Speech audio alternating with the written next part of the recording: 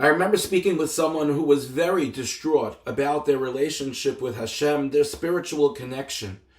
And what they said was so bothersome was that there are moments in life when they really felt that Hashem was shining a light down on them, where Hashem was kavyachol looking down and smiling upon them.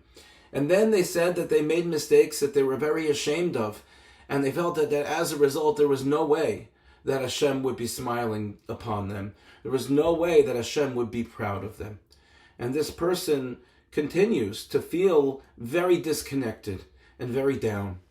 Some of us become paralyzed by past events and mistakes that we make, and we lack the compassion for ourselves or the belief that Hashem has compassion for us, which will allow us to restore and recreate our spiritual connection to Him.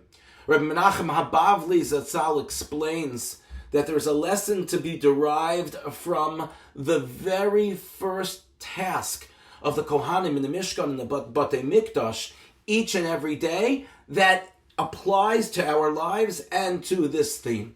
And he explains that whatever was left over, the remainders of all of the korbanos, all of the sacrifices from the previous day, or from a particular day, were left on the Mizbeach burning all night. And the very first thing that the Kohanim would do in the morning of the Beis HaMikdash, very first act in the Mishkan of the Beis HaMikdash, is they would do what's called Trumas Hadeshin. They would go and they would clean off the ashes from the previous day that were left over from the previous day. They would clean it off of the Mizbeach, and that was the first thing they did when starting the day. And so Rabbi Menachem Habavli points out that there is great symbolism behind this activity that is described and discussed in our Parshas Tzav. He says that after a person brings a korban as a kapara, as an atonement for his or her mistakes, he says that one should not think back to the actions that led them to sin. To think back in order to grow is one thing, but to think back in order to feel a sense of shame or of guilt, that's something which is not constructive. And he takes it one step further. And he says instead, what a person should figuratively do is when they think of the Avera that they did in the past, they should do a Trumas Hadeshin in their mind. They should clean off all of the ashes, all of the remnants of their Avera that exists in their mind, and cleanse themselves of it. And that the mental calculation will allow them to live with confidence in themselves and their relationship with Hashem once again.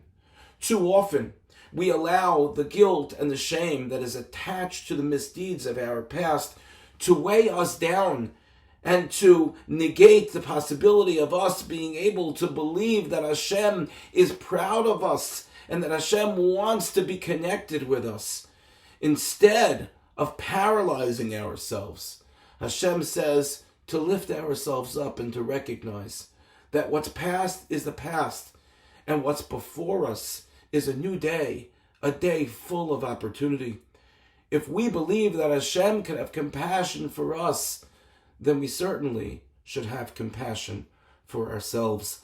Let us be zoche to put the past behind us, to begin every day anew with a zest for a close connection with Ribono Shel Olam and with ourselves. Thank you for listening, and have a good Shabbos.